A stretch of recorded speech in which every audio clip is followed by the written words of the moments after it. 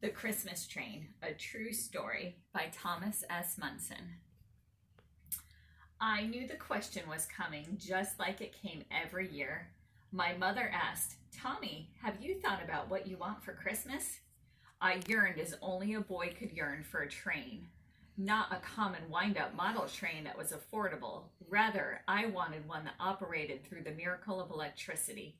I looked at my mother and replied, "I am hoping for an electric train." The times were those when many families were not earning a lot of money, yet Mother and Dad, through some sacrifice I'm sure, presented to me on Christmas morning a beautiful electric train.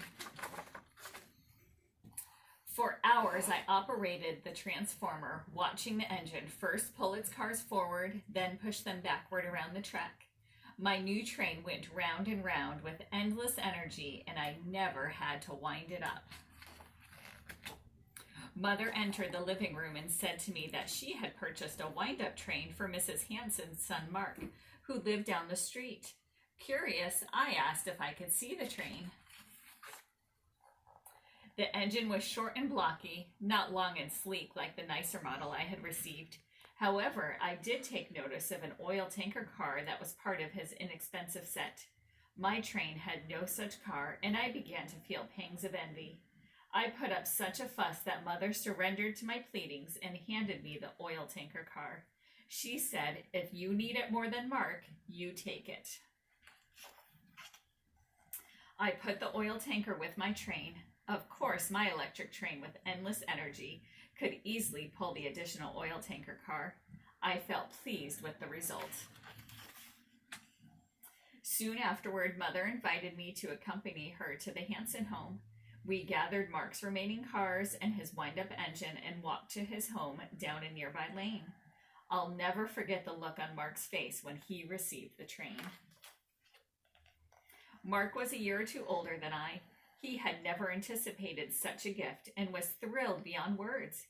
He wound the key in his engine and was overjoyed as the engine and its cars, plus a caboose, went round the track. Just before we were about to leave, my mother wisely asked, "What do you think of Mark's train, Tommy?" When I looked up into her eyes, I felt a keen sense of guilt and became very much aware of my selfishness. I said to Mother, "Wait just a moment. I'll be right back." As swiftly as my legs could carry me, I ran to our home. I sprang up the porch steps and burst through our front door. I picked up the old tanker car, plus an additional car from my train set, flew down my porch steps, and ran back down the lane to the Hanson home. I joyfully said to Mark, "We forgot to bring 2 cars that belong to your train." I don't know who was happier, Mark or my mother. What I do know is that the day when I felt in my heart that giving had replaced getting. Mark coupled the 2 extra cars to his set and placed them on his track. "Do you want to stay and watch with me?" he asked excitedly. I looked back at my mother, who of course nodded her approval. I couldn't help but smile and say, "Sure." I watched the wind-up engine make its labored way around the track and saw Mark's face beaming. I felt a supreme joy, difficult to describe and impossible to forget. The spirit of Christmas had filled my soul. Jesus said unto him, "Thou shalt love the Lord thy God with all thy heart and with all thy soul and with all thy mind. This is the first and great commandment. And the second is like unto it, thou shalt love thy neighbor as